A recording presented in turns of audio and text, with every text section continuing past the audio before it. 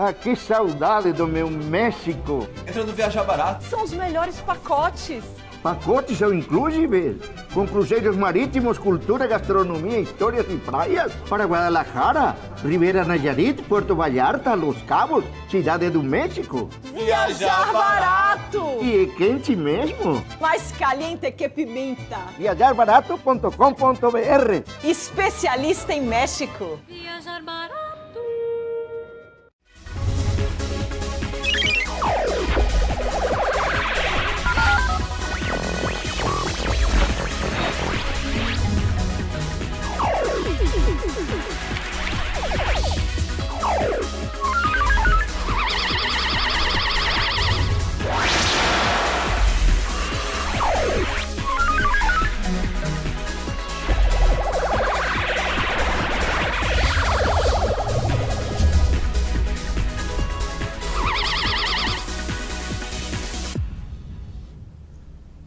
Olá, seja muito bem-vindo, caríssimo telespectador, a mais uma edição do programa Mídia Cidadã, que toda semana debate temas relacionados à comunicação e também à cidadania. Hoje nós vamos imergir no universo fantástico, complexo, curioso e às vezes ininteligível dos tributos no Brasil. Para conversar conosco sobre esse tema, trouxemos aqui alguém que vai nos guiar neste universo, neste mundo, Dr. Leonardo Milanês Vilela, advogado tributário. É uma alegria recebê-lo aqui, viu? É um prazer, Fábio. Muito obrigado pelo convite. Doutor, estima-se aí, informações do Banco Mundial, você me contava, que o empresariado brasileiro dispõe de quase 2.000 horas para analisar aí todas as obrigações do nosso universo tributário. É isso? E esse número é anual? Isso, exatamente. Pois é, segundo uma estimativa do Banco Mundial, o Brasil é o país no mundo em que se gasta mais horas por ano no cumprimento de obrigações tributárias. Obrigações, entregas de declarações, apuração de impostos, né?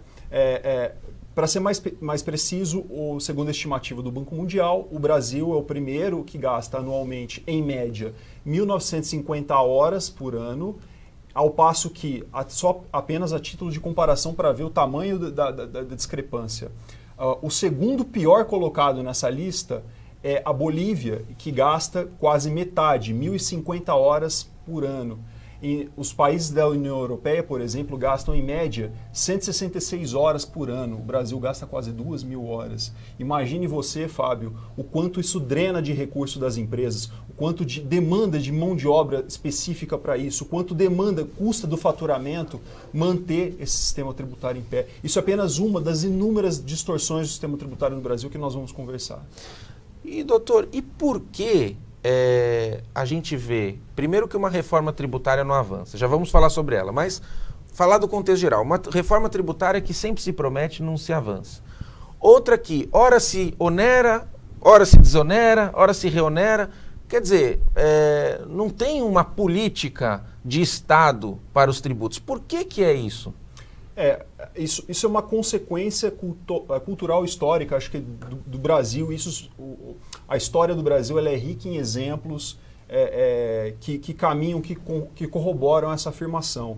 Então, na nossa avaliação, a pauta fiscal, desde há muitos anos, ela é feita pelo imediatismo, pela necessidade imediata.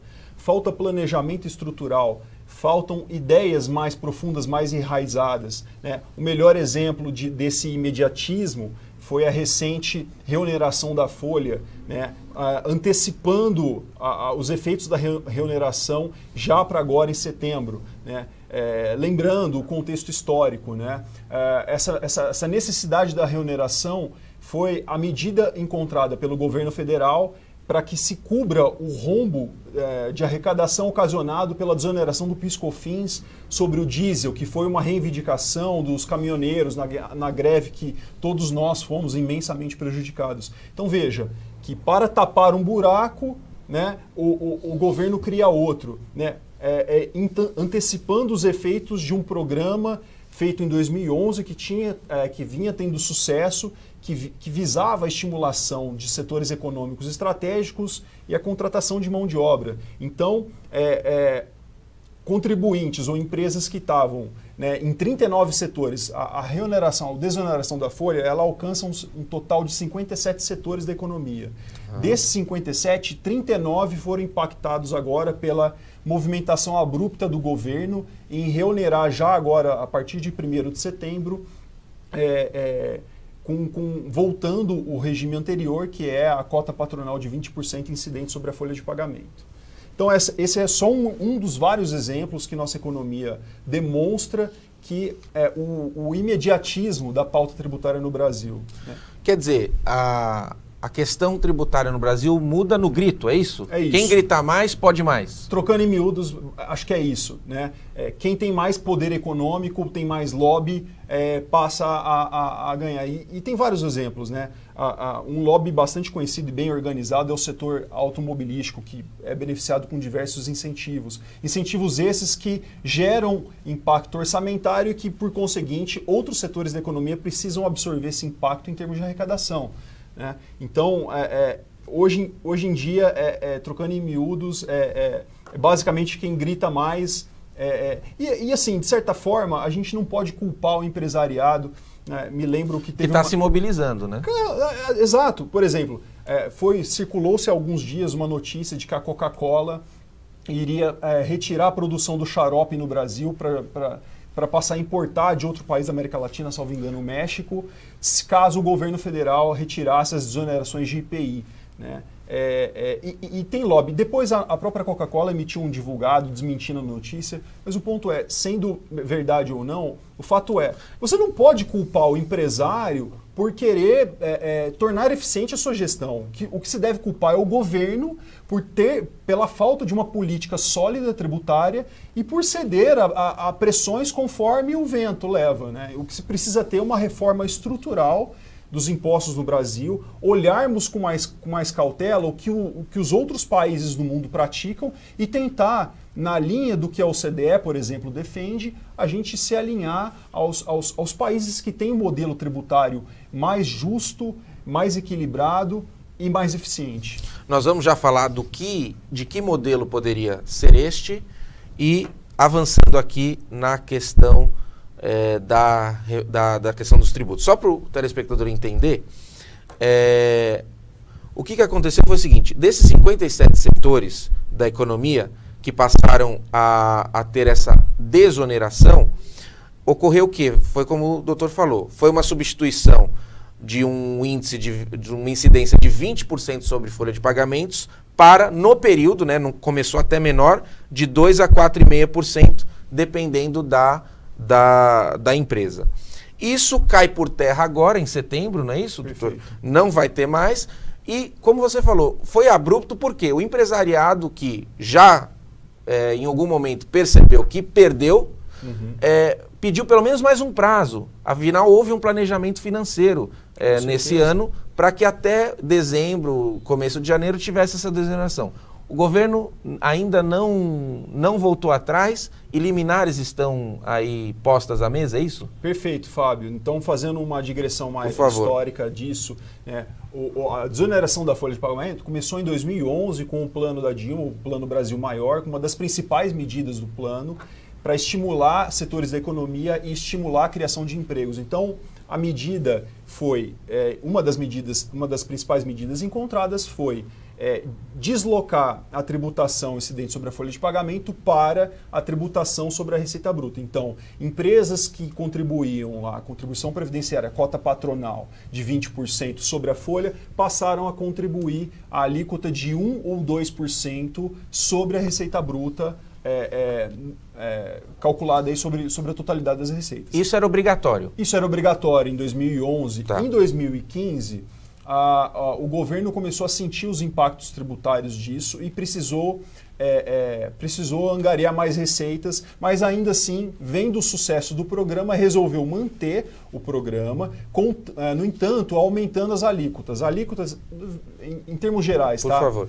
Alíquota, quem contribui a alíquota de 1% sobre a receita passou, a partir de 2015, a contribuir a 2,5%. Tá. Aqueles setores que contribuíam com base na alíquota de 2% passaram a contribuir a alíquota de 4,5%. Perfeito. A partir dessa majoração de impostos, a lei que mudou o plano de desoneração, ao invés de obrigatório, passou a ser facultativo. Então, na medida que o governo aumentou as alíquotas, também passou a estabelecer a facultatividade. E também o governo, já em 2015, montou um cronograma para extinção desses programas ao longo dos anos, começando a partir de 2020. Perfeito. Né? Agora, o que causou, né, a quebra da confiança, o que foi abrupto neste cenário, foi essa medida provisória que resultou na lei agora de 2018, que retirou em caráter imediato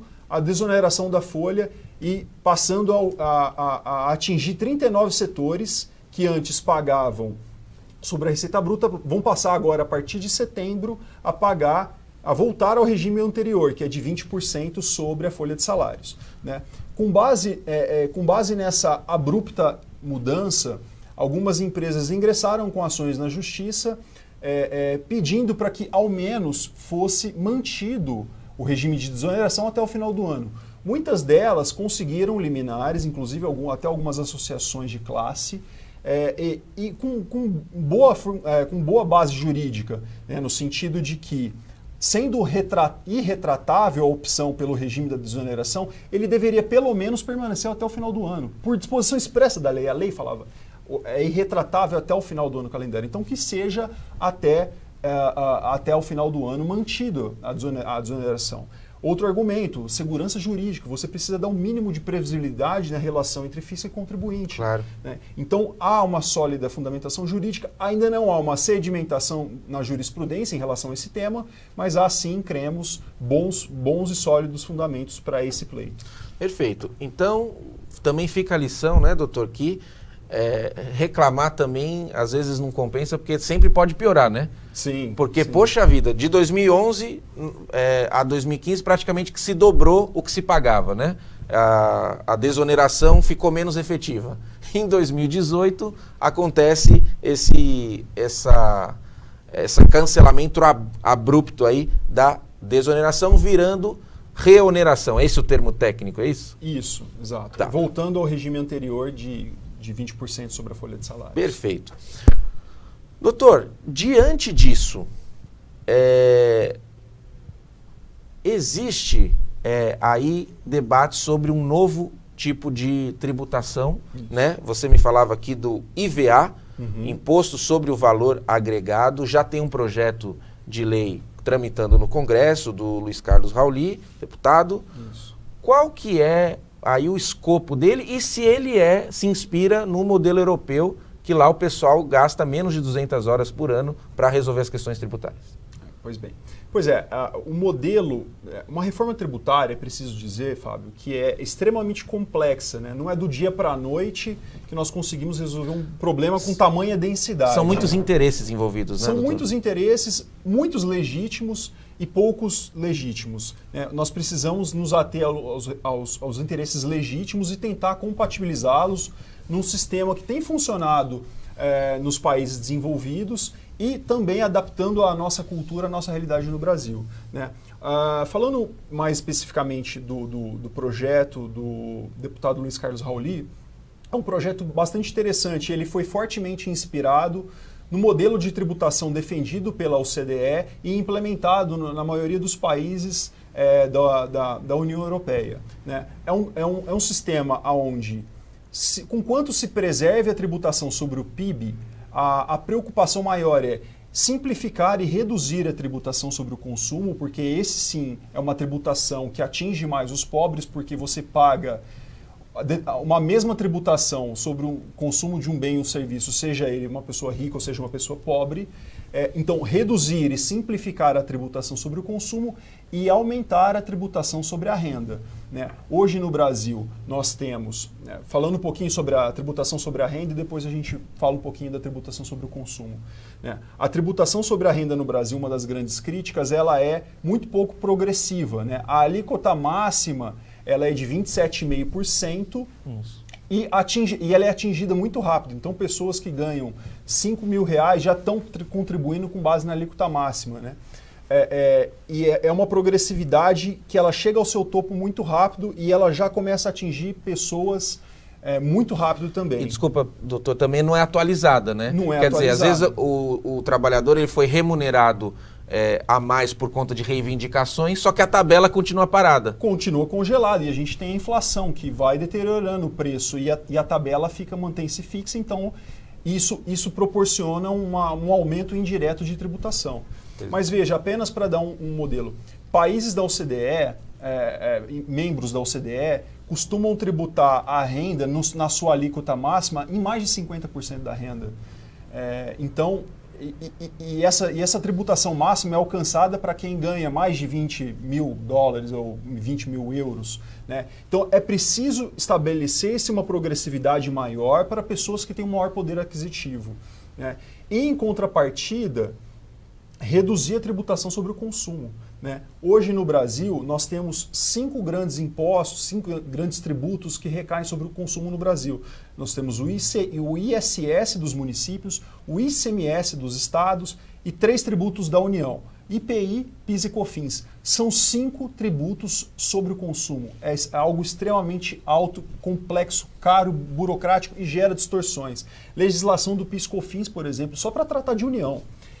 É um sistema extremamente difuso, a legislação é difusa, de difícil intelecção, extremamente mal distribuído em termos de peso de carga tributária, com excessos de crédito presumido para uns setores, diminuição de base de cálculo para outros, tributação monofásica, substituição tributária de PIS/COFINS, é algo extremamente complexo, o que dificulta e aumenta a necessidade de horas homem por ano para as empresas e gera distorções.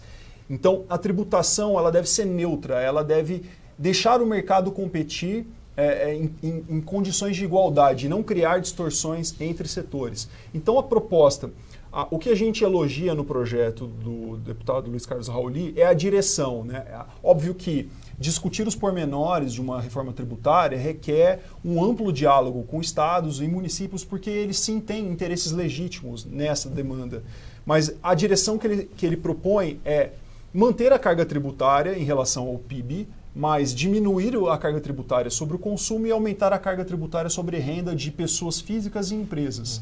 Né? O que não necessariamente vai implicar uma maior carga tributária para as empresas, mas vai impactar numa tributação mais justa, né, mais equilibrada. Então, esses são os grandes vetores que ele propõe. Agora, óbvio que tem pormenores aí que precisam ser discutidos. Em relação ao IVA, que é o Imposto sobre o Valor Agregado, a proposta dele é extinguir esses 5 tributos sobre o consumo e criar um IVA e criar um comitê que vai ter uma repartição de receitas entre estados, municípios e União a partir deste IVA. Mas com uma alíquota mínima. Desculpa, uma alíquota para todos. Então, essa é uma discussão interessante, Fábio, porque um dos pontos onde, por exemplo, um dos interesses legítimos dos estados e municípios em toda a discussão de reforma tributária, porque o que a gente vê em termos de reforma tributária, a gente vê muita iniciativa e pouca acabativa. Isso, porque são muitos interesses mesmo. São muitos interesses, mas é de fato uma discussão complexa.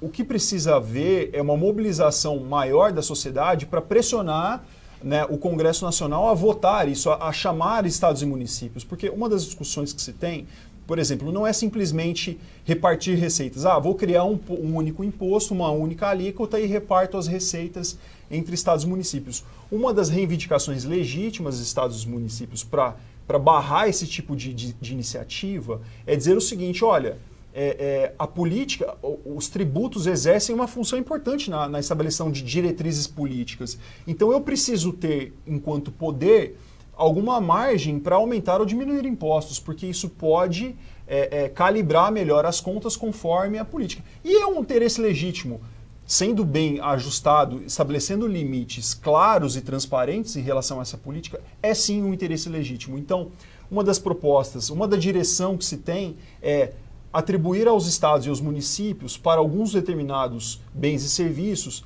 a margem de estabelecer as alíquotas incidentes dentro do seu âmbito de jurisdição sobre o consumo de bens e serviços, né? Essa é uma das questões que precisa ser aprofundados. Quais setores, quais produtos, quais serviços, o que vai ficar a cargo de cada um? É uma discussão complexa. E sendo uma discussão complexa, é preciso haver uma profunda mobilização do Congresso para que isso avance. Por quê? Porque todos os temas com alta complexidade e baixa popularidade tendem a ficar engavetados. Vide reforma da Previdência, que é um tema da mais alta urgência e que hoje a gente ainda não conseguiu avançar nessa discussão. Perfeito. Bom, doutor, eu acho que também cabe aí um dos instrumentos para que uma reforma tributária aí saia, né, vigore, é ter instrumentos de diálogo, né? Porque a gente vê que a população ela está muitas vezes alheia a esse tipo de debate pela complexidade, né?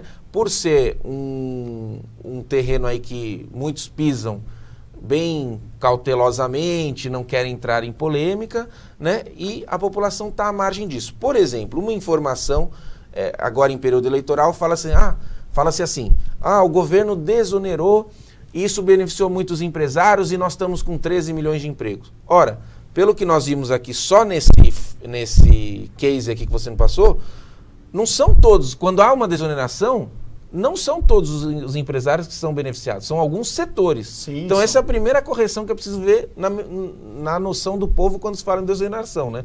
Pois é, a tremenda complexidade, ela afasta o grande público da discussão, né? Mas é um tema que nós precisamos caminhar para uma direção. A direção, em particular, há outras iniciativas de reforma tributária que também são louváveis.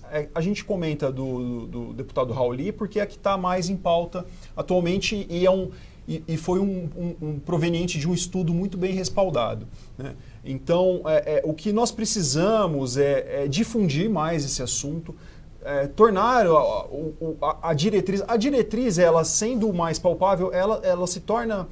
Essa questão, por exemplo, de você diminuir a tributação sobre o consumo e aumentar a tributação sobre rendas, você tentando simplificar esse assunto, é possível torná-lo mais palatável e de maior aderência ao grande público. Porque o que é preciso hoje é uma mobilização popular para que esse assunto da reforma tributária avance, né? Sem a mobilização popular, esse assunto tende a ficar engavetado. Por quê? Porque é um assunto extremamente complexo e que envolve a compatibilização de muitos interesses divergentes. Mas, de novo, sem o avanço dessa reforma tributária, dificilmente o Brasil vai conseguir progredir. O doutor me corrija, mas essa questão da diferenciação entre o consumo, a oneração no consumo e na renda, fica clara, por exemplo, quando a gente fala numa compra de uma televisão de R$1.000, por exemplo, né? Um valor hipotético. O sujeito que ganha 1 milhão por mês vai pagar os mesmos R$1.000 e o sujeito que ganha R$1.000 por mês vai pagar os mesmos R$1.000. Exato. Se você desonera o consumo e essa TV fica R$500, tudo bem, os dois vão pagar ainda os R$500. Só que esse que ganha 1 milhão vai pagar em algum momento mais impostos proporcionalmente à renda dele do que aquela pessoa. É mais ou menos isso, exatamente, baratear isso. Os produtos, mais pessoas vão ter acesso e aqueles que ganham mais, em algum momento vão pagar mais. É mais ou menos isso. Exatamente, Fábio. Então, a tributação, se diz mundialmente que a tributação sobre o consumo ela é injusta, porque ela onera a operação, o consumo de bens e serviços indistintamente. Pode ser um multimilionário, pode ser uma pessoa pobre. A tributação sobre o consumo vai ser a mesma. A tributação sobre o consumo ela não enxerga quem compra, ela enxerga a operação. O que se importa, o que se diz numa tributação justa é enxergar mais do que a operação, mas quem compra, né? No modelo justo de tributação deve pagar mais impostos quem ganha mais, né? Então, por isso que uma tributação excessiva sobre o consumo, como a gente tem no Brasil hoje, ela é injusta, ela impacta os pobres, ela impacta maior o consumo de bens e serviços, o que gera essas distorções e que torna todo o exercício de atividade econômica mais caro. Doutor Leonardo, a gente vai precisar de outros programas para a gente poder avançar mais nesses temas e esperamos que a próxima vez que você voltar, o governo tenha entendido de não mudar aí a desoneração que fez abruptamente, que talvez ele tenha entendido que pode dar mais um prazo para o empresariado poder se reorganizar. Antes de encerrarmos, quero deixar a câmera aberta para suas considerações finais e muito obrigado pela aula aqui de Direito Tributário, viu? Eu que agradeço, Fábio, foi um prazer. A mensagem final que a gente tem que dar são duas. Primeiro, essa questão que nós vínhamos conversando amplamente sobre a necessidade de uma mobilização popular para o avanço dessas reformas tributárias. Apenas a população mobilizando-se no dia a dia, ecoando isso nas mídias, ecoando isso com amigos, familiares, para que a gente consiga avançar na discussão desse assunto. Seja de uma forma, seja de outra, é preciso avançar na discussão disso. E segundo, que o caminho que o contribuinte tem para se valer, para se proteger dessas grandes distorções tributárias, infelizmente, é acionar o Poder Judiciário. Hoje, pessoas que acionam o Poder Judiciário para fazer valer os seus direitos contra o fisco têm sido mais competitivos no mercado. É uma prática que, infelizmente, no Brasil é necessário para se buscar a competitividade de empresas. Então, busquem os seus direitos, consultem os seus assessores para que você faça valer os seus direitos no Poder Judiciário. Muito obrigado, viu? Muito obrigado, Fábio. Este foi mais um tema tratado aqui no programa Mídia Cidadã e eu quero convidar você a continuar assistindo a programação da TV Pública que distribui o nosso programa. Um forte abraço e até breve!